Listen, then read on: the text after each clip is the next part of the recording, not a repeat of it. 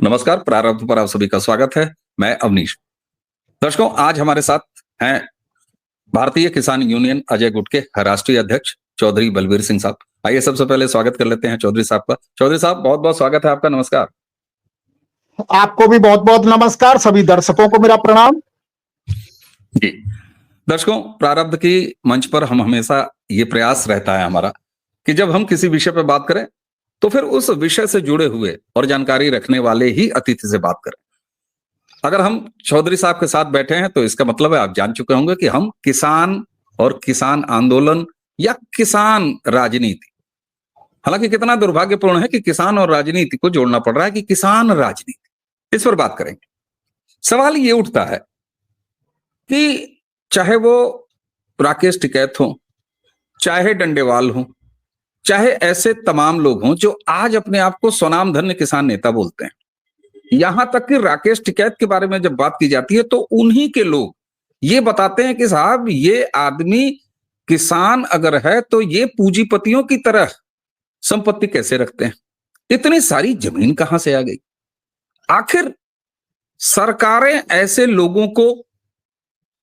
लोगों की प्रोफाइल को केवल आज ही बड़ा कर रही हैं या इसका इतिहास भी कुछ है। ऐसी आजादी के बाद से सरकारें हर जगह राजनीति करने के नाम पर क्या किसानों के बीच भी एक राजनीति का बीज बोया है और जानबूझ के प्रोफाइलें बड़ी की हैं।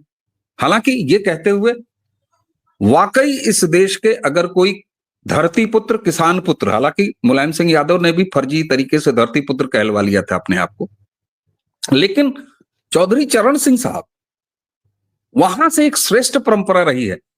लेकिन उसके बाद कांग्रेस और बाद की सरकारों ने किस तरीके से किसान में राजनीति घुसेड़ी, जरा इसके इतिहास पर आज बात करेंगे। फिर आएंगे डंडेवाल पर भी और जो कुछ भी खनौरी बॉर्डर पर चल रहा है। चौधरी साहब, जो बात मैंने कही अभी इंट्रो में, ये आपने सुनी ही जी। राकेश टिकैत के पास अरबों की संपत्ति, सैकड़ों बीघे खेती, इतिहास क्या रहा है, ये कितने बड़े किसान रहे हैं पहले से। सर, ये शर्मा जी, आपके चैनल के माध्यम से मैं जनता को एक जानकारी दे दूं कि राकेश टिकैत के बाबा श्री चौल सिंह जी बालियान खाप के चौधरी थे। उनके पास मात्र 4 बीघा जमीन थी, 4 बीघा। जब वो बालियान खाप के चौधरी थे तो उनके घर पे जब बालियान खाप के लोग आते थे तो उनके पास चाय पानी का इंतजाम करने तक का उनके पास मादा नहीं था।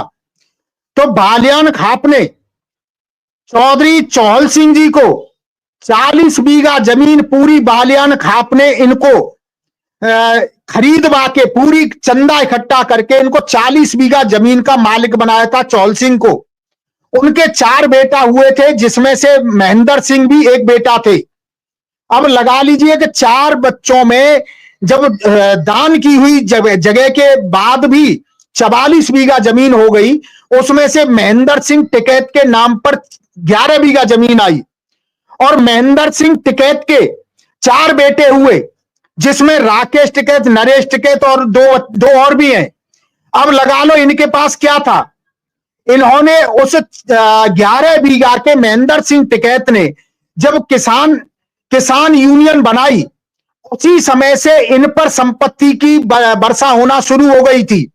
और आज तक जो बालियान खाप इसका साथ देती थी, अभी भी राकेश टिकैत को राकेश डकैत बनाने में हमारे संजीव बालियान भी इनकी संपत्ति की जांच आज तक नहीं होने देते थे, क्योंकि उनको भी वोट चाहिए था। और हमेशा ये राकेश टिकैत का परिवार ये अब किसान नहीं है, जो 4 बीघा किसान से चला हुआ आज 4 राज्यों में 13 शहरों में 4 राज्यों में 13 शहरों में जिसके पास 2000 करोड़ की संपत्ति हो गई, वो किसान की बात करता है। वो किसान है ही नहीं, वो तो पूंजीपति की बात करता है। एक तरफ पूंजीपतियों का विरोध करता है और खुद पूंजीपति बना हुआ है। वो से किसान शब्द उसके साथ जोड़ना ये किसानों की तौहीन है। और ऐसे किसान नेताओं को बढ़ावा देने में सरकारों ने ही इनको बढ़ावा दिया, जो जीरो से जो हीरो बना दिए। आज जो बड़ा मीडिया या अपने आप को कथित मीडिया जो ये कहता है कि हम बड़े चैनल वाले हैं, उन लोगों की नजर में भी यही किसान नेता नजर आते हैं। इनको नहीं नजर आता कि जो पूंजीपति बन गया, 2000 करोड़ की संपत्ति का मालिक हो गया, जहां चलता है 4-4 10-10 गाड़ियां इसके साथ चलती हैं, ये सब कहां से आया? अब वो नेता नहीं है। और ऐसे ही लोग जो देश के लिए विघटनकारी और जो देश के लिए सबसे ज्यादा घटिया लोग हैं, वो यही लोग हैं। चाहे वो तुम्हारे पंधेर हो, चाहे डल्लेवाल हो, चाहे राकेश टिकैत हो, ये सरकारों की देन है। सरकारों ने ही इनको 2014 से पहले जितनी सरकारें थी, इनको इतना मजबूत कर गई कि आज ये बड़ा सिंडिकेट इन्होंने खड़ा कर लिया है। जहां भी ये चलते हैं, इनके पास 100-200 गाड़ियों का काफिला चलता है।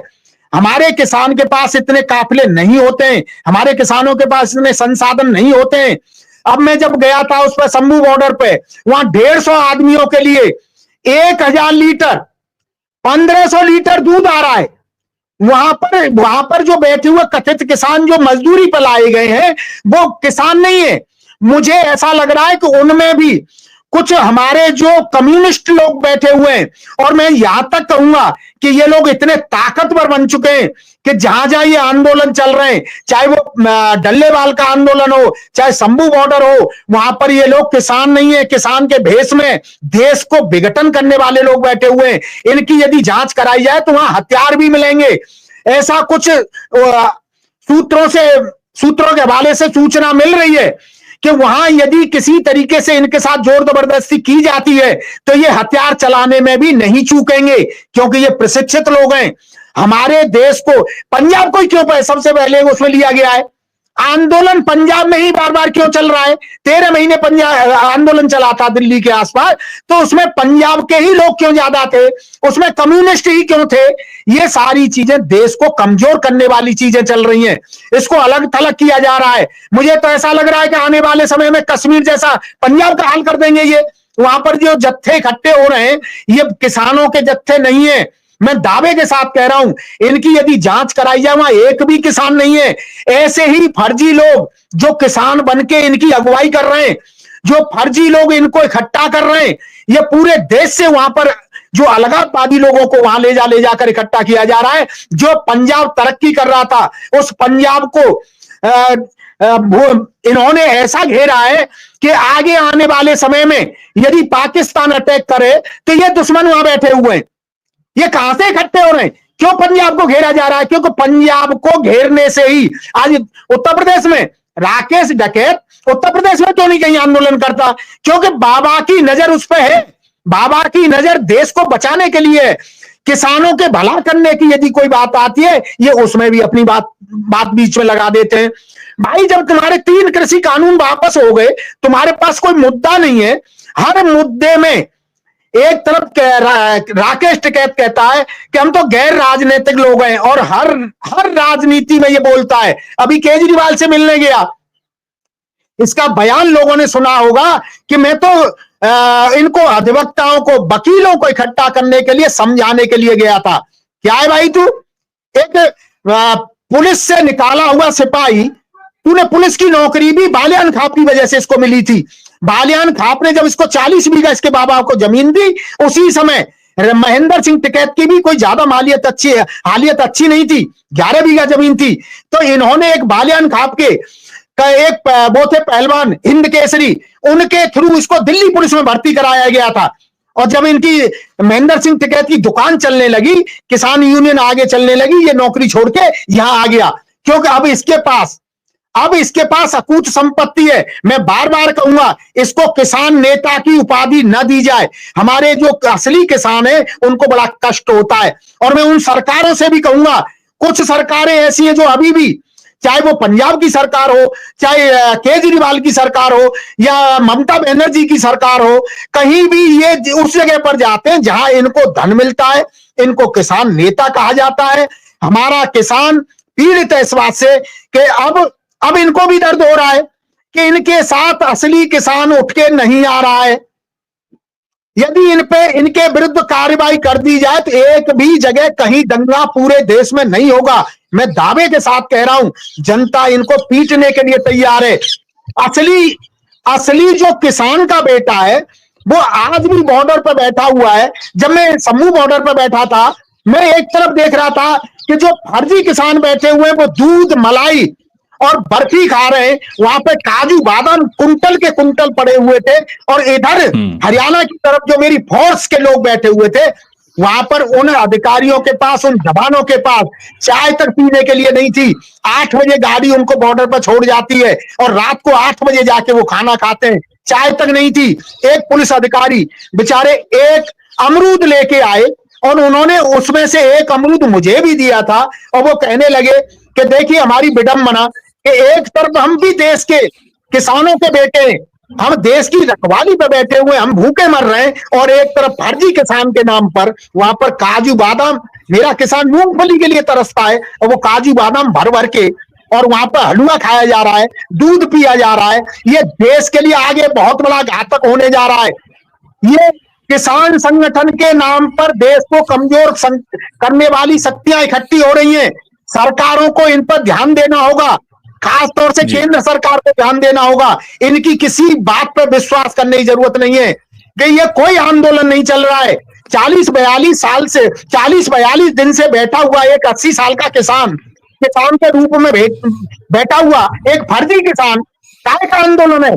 यहाँ पर कोई आंदोलन नहीं है। चारों तरफ से देश को घेरा जा रहा है, और मैं समझ रहा हूं, और हमारा जो असली मजदूर किसान और आम पब्लिक भी ये समझ चुकी है कि देश को विघटनकारी इन लोगों से एक दिन पीछा छुड़ाना होगा। सरकार, बात यह है कि मेरा किसान, ये तो कानून को भी हाथ लेने में कोई संकोच नहीं करेंगे, लेकिन मेरा जो किसान, असली मजदूर, व्यापारी कानून को हाथ में नहीं ले सकता है, वरना इनको भगाने में उनको 10 मिनट नहीं लगेंगे, क्योंकि देश का कानून ये इजाजत नहीं देता कि इनको कोई भी आम आदमी जाके, या आम किसान या पीड़ित व्यक्ति इनको ठुकाई पिटाई करे। ये काम तो पुलिस ही कर सकती है। तो मैं ये कहता हूं कि आपके चैनल के माध्यम से मैं ये स्पष्ट कर देना चाहता हूं कि जो भस्मासुर पैदा किए वो सरकारों ने ही पैदा किए। आज ये इतने बड़े भस्मासुर बन गए कि केंद्र सरकार को और हमारे सुप्रीम कोर्ट को भी ये अपनी मुट्ठी में कैद करने की हिम्मत रखते हैं। बिल्कुल सर, बिल्कुल सर, ये बहुत बड़ी बात है। आज देश में वो स्थिति आ चुकी है। बिल्कुल सर, बिल्कुल सर। और आपने जिस तरीके से राकेश टिकैत के पूरे खानदान का एक पूरा सजरा बांध दिया। अच्छा सर, आपने जहां 4 बीघे से शुरुआत, 44 बीघा, 44 के बाद 11 या 12 बीघा, सर चौधरी महेंद्र सिंह टिकैत को तो ये बताया जाता है कि चौधरी चरण सिंह के बाद अगर कोई सबसे बड़ा किसान हितैषी हुआ वो चौधरी महेंद्र सिंह टिकैत। लेकिन आपके बताए अनुसार चौधरी महेंद्र सिंह टिकैत के समय ही ये परिवार पूंजीवाद और धन्ना सेठ बनने के रास्ते में आ गया। तो ये गजब का पॉलिटिकल मैनेजमेंट था, साफ तौर पर दिखाई देता है। बहुत सारी जनरेशन, ये जितने भी नए लोग हैं इंक्लूडिंग मेरी पीढ़ी, वहां पर ये नैरेटिव ही बनाया गया, इमेज तो यही बनाई गई कि अरे चौधरी चरण मतलब चौधरी महेंद्र सिंह टिकैत हुक्का गुड़गुड़ाते थे, खटिया पर बैठे रहते थे, दीनहीन। तो ये सारा कुछ फर्जी प्रोफाइल था। ये खेल तो महेंद्र सिंह टिकैत के समय ही शुरू हो गया। ये महेंद्र सिंह टिकैत के समय में ही शुरुआत हो चुकी थी। महेंद्र सिंह टिकैत 11 बीघा खेत वाले, एक जैसे ही इनको तमगा मिला बड़े नेता बनने का, इन्होंने चौधरी चरण सिंह के साथ भी घात करने में कोई कसर नहीं छोड़ी। महेंद्र सिंह टिकैत ने हमेशा चौधरी चरण सिंह का कभी साथ नहीं दिया। वो तो चौधरी अजीत सिंह ऐसे थे जो भी इनके आंसुओं में बह गए थे। जब इसने एक नारा लगाया मेरा एनकाउंटर हो जाएगा, मैं मार दिया जाऊंगा, चौधरी अजीत सिंह ने इसे अपना समझ के कि किसान बैठा है, वो नहीं समझ पाए कि एक भेड़ की खाल में भेड़िया बैठा है। ये उनकी भी एक गलती रही जो इसको एक बड़ा नेता बना गए। उस दिन यदि उन्होंने इनकी मदद नहीं की होती तो ये आंदोलन करना भूल जाता। एक बार महेंद्र सिंह टिकैत ने भी, इनके पिताजी महेंद्र सिंह टिकैत ने भी कोशिश की थी बहुत बड़ा नेता बनने की, जिसे मायावती ने माफी मंगवाने पर मजबूर कर दिया था। आज ये भी, यदि उत्तर प्रदेश में सरकार बाबा की नहीं होती तो राकेश टिकैत उत्तर प्रदेश को भी जीने नहीं देता। वो तो वहां इसकी हिम्मत नहीं पड़ती है कि वहां तो मायावती ने तो माफी मंगवाई थी, बाबा तो उल्टा टांग देगा। योगी बाबा के डर की वजह से ये ऐसा नहीं कर पाते हैं। संपत्ति तो उनके समय में ही अकूत संपत्ति आ चुकी थी। महेंद्र सिंह टिकैत पूंजीपति बन चुके थे और उसी विरासत को ये बेटे संभाल रहे हैं। आज 4 राज्यों में और 13 शहरों में इनकी संपत्ति है। आज इनकी जांच कराई जाए तो ये तो बहुत बड़े पूंजीपति हैं। इनके पास बड़ी बड़ी गाड़ियों की शोरूम है, बड़ी बड़ी गाड़ियों में ये चलते हैं। इनके बच्चे विदेशों की यात्रा करते हैं। क्या है भाई, ये अमेरिका में जाके कौन सी खेती किसानी की टिप्स लेते हैं, ये कनाडा में जाके कौन सी खेती किसानी की टिप्स लेते हैं। वहां जाकर के ये अपने आप को पूंजीपति शो करते हैं और यहाँ किसान नेता बनते हैं। ऐसे दोहरे चरित्र को अब यहाँ का किसान बर्दाश्त नहीं करेगा। जहां भी, और ये मैं दावे के साथ कह रहा हूं, ये डल्लेवाल का आंदोलन खत्म होने के बाद, जैसा कि इनको भी पता चल चुका है कि आंदोलन खत्म करना पड़ेगा। अभी उसी दिन टोहाना में भी एक मीटिंग हुई, वहां भी खाप पंचायतों ने इसका कोई समर्थन नहीं किया। खाप पंचायत कभी भी किसी के साथ नहीं चल रही है। खाप चौधरियों ने स्पष्ट कह दिया कि जहां किसानों की जायज मांग होगी हम वहां पर जाने को तैयार हैं, हम ऐसे फर्जी जगहों पर नहीं जाएंगे। अब इनके भी समझ में आने लगा है कि जनता हमारे विरुद्ध हो चुकी है। जो इंडस्ट्री लगी हुई है वो तबाह हो रही है, वो लोग भी इनके खिलाफ हो चुके हैं। आगे आने वाले समय में ये ऐसे हो जाएंगे कि कहीं 200 आदमी लेके ये सड़क पर बैठने लायक नहीं रहेंगे, क्योंकि सरकारें झुकती रही, इसलिए इनका मनोबल बढ़ता रहा। और सरकार आज भी, यदि पंजाब की सरकार झुकी हुई नहीं होती तो ये 11 महीने से वहां पर नहीं बैठे होते। ये 42 दिन तक इनका आंदोलन, जो फर्जी आंदोलन है, ये नहीं चल रहा होता। जनता में बहुत बड़ा आक्रोश है। बिल्कुल सर, आपकी बात मैं समझ रहा हूं। अब सवाल ये होता है कि सर, जिस तरीके से किसान के मुद्दे, किसानों की समस्या, इसको लेकर अगर कोई जेन्युइन मांग आती है, कोई जेन्युइन किसानों की समस्या है, उसको सुलझाया जाना चाहिए और इस तरह के आंदोलन होने भी चाहिए, निश्चित तौर पर होने चाहिए। आपने जिस तरीके से ये सारी चीज बताया कि एक ये किसान है ही नहीं है और ये सिलसिला कोई नया नहीं है। दर्शकों, आप सोचिए, हमारे बहुत सारे यंग एज के दर्शक हैं जिनको महेंद्र सिंह टिकैत के समय की बातें नहीं पता है। ये पूरी कहानी बहुत पुरानी है और आज जितने भी ये इस्टेब्लिश चेहरे, सो कॉल्ड इस्टेब्लिश्ड चेहरे किसान नेताओं के तौर पर जाने जाते हैं, दरअसल इनका खेल सेठ बनने का, धन्ना सेठ बनने का, काली कमाई करने का और किसानों के राजनीति करते करते खुद को उसी तरीके से, जैसे इस देश में पहले से रवायत चली आ रही है कि हम तो जनसेवक हैं, लेकिन वो जनसेवक आप मुलायम सिंह यादव का जरा बैकग्राउंड चेक कर लीजिए ना, चलने को साइकिल नहीं थी। चौधरी चरण सिंह ने अगर प्रेशर नहीं दिया होता तो वीपी सिंह ने तो इनकाउंटर की लिस्ट में नाम डाल दिया होता और ऊपर जा चुके होते जो है वो चंबल के डकैतों के साथ। तो ये तो हिस्ट्री रही है। ठीक उसी पैटर्न पर किसान राजनीति करने के नाम पर भी यही खेल इस देश में आज नहीं 2 पीढ़ी पहले से किया गया। यानी आप सोचिए, और आज ये विघटनकारी तत्वों के साथ मिलके, देश के दुश्मनों के साथ मिलके, खालिस्तानियों के साथ मिलके देश को तोड़ने की बात करते हैं। ये किसान है। लेकिन सर, इसी के साथ मैं चाहूंगा कि एक अंतिम टिप्पणी। सर, आप जेन्युइन किसान नेता है। आपसे जब भी मैंने बात किया है, हमारे दर्शक भी जानते हैं कि आप फील्ड में रहे हैं। आप शंभू बॉर्डर से हमसे बात किया, आपने खनौरी बॉर्डर से हमसे बात किया। आप या तो अपने खेत में होते हैं या तो फिर अपने किसानों के बीच में होते हैं। सर, इन सारे 5 स्टार किसानी तमाशों के बीच सरकारों का काम है विघटनकारी तत्वों के साथ है, इनको तो रोक लेंगे, हड्डियां तोड़ के रोक लेंगे। सर, ये तो अब देश को भरोसा है। लेकिन सर, ऐसे में क्या इस तरह के ये फर्जी किसानी तमाशे, इन्होंने असली किसानों की असली समस्या को लेकर हो सकने वाले किसी आंदोलन का भविष्य ही मार दिया? आगे जो किसानों की जो छवि बनी हुई थी, आगे आने वाले समय में जो असली किसान भी कोई आंदोलन करेगा उसको भी संदिग्ध नजरों से देखा जाएगा।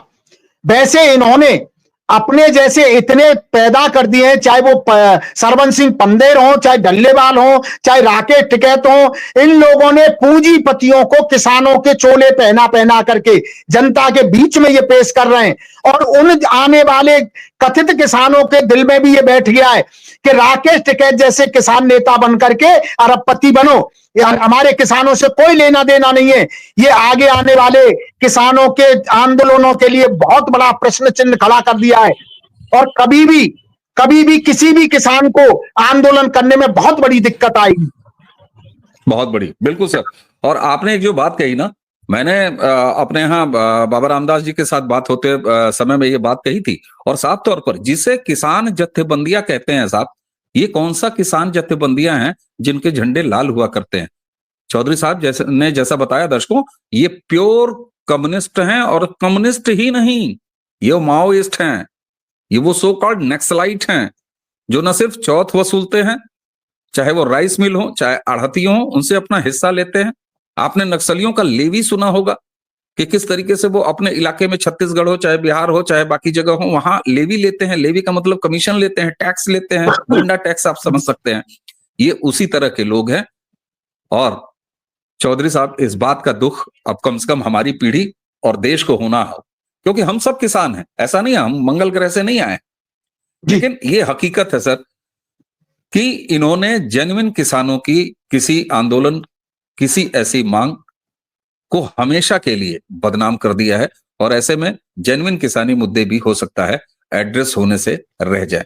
ये बहुत बड़ा पाप है जो ये देश के दुश्मन खालिस्तानियों के साथ मिलकर काम करने वाले, ये पूंजीपतियों, प्रॉपर्टी डीलर्स के साथ मिलकर काम करने वाले, ये 5 स्टार कल्चर में किसान आंदोलन सो कॉल्ड चलाने वाले, इस देश का असली जो अन्नदाता है उसके श्राप के अधिकारी हैं, क्योंकि इन्होंने पाप बहुत बड़ा किया है।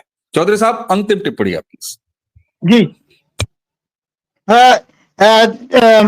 शर्मा जी, ये जो आंदोलनों के नाम पर जिस तरीके से खालिस्तानी और आतंकवादी संगठित होते चले जा रहे हैं, मुझे तो इस बात की भी चिंता है कि आगे आने वाले समय में ये वहां पर मंदिर नजर नहीं आएंगे। ये पंजाब से ही शुरुआत होगी, ये लोग मंदिरों को भी तोड़ना शुरू कर देंगे, क्योंकि इसकी शुरुआत आपने देखी थी।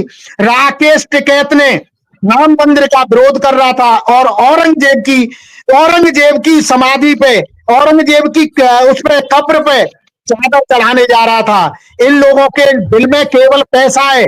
और मैं अपने भविष्य के आने वाले जो पढ़े लिखे व्यक्ति हैं, मैं अपने किसानों को इनसे भी सतर्क करता हूं कि जितना ज्यादा पढ़ जाता है वो उतना ही देश के लिए घातक भी बनते चले जा रहे हैं। जो हमारे पढ़े लिखे यहां से पढ़ने जाते विदेशों में, और विदेशों की चमक में, डॉलर्स की कीमत में वो बिक जाते हैं, उनको देश से कोई लेना देना नहीं है। वो तो शुक्र है कि मेरी देश की फौजी वो तो हाई स्कूल और इंटर होते हैं, इसीलिए उनमें देश प्रेम भरा हुआ है। यदि वो भी ज्यादा पढ़े लिखे होते तो वो भी पैसे के पीछे भागते। आज अपने परिवार को छोड़ करके रेगिस्तान में, तपती दोपहरी में, जम्मू कश्मीर में जंगलों में और लेह लद्दाख में बर्फ में मेरे किसानों के बेटे वहां पर ड्यूटी दे रहे हैं। देश के रक्षक तो वो हैं, यहाँ किसान पैदा करके खिला रहा है, उनके बेटे देश की रखवाली कर रहे हैं। राकेश टिकैत जैसे लोग तो घाघ हैं, ये तो मांस खाने के लिए बैठे हैं। इन पर देश भरोसा ना करे, किसान भरोसा ना करे, ये कभी भी देश को धोखा दे सकते हैं। ये धर्म परिवर्तन भी कर सकते हैं, ये धर्म परिवर्तन भी कर सकते हैं। और जो मुहिम चलाई जा रही है जगह जगह, बहुत बड़ी बात आपने कही चौधरी साहब। और दर्शकों, यहीं पर हमारे जनरल साहब जो बात कहते थे, स्वर्गीय, प्रणाम उन्हें, कि भारत 2.5 मोर्चों की लड़ाई लड़ रहा है। ये जो 2.5 मोर्चे में आधा जो मोर्चा था उसमें शामिल है ये, चाहे डल्लेवाल जैसे पाखंडी हो, जो एक फर्जी आमरण अनशन कर रहा है 14 दिन से, क्या 44 दिन से।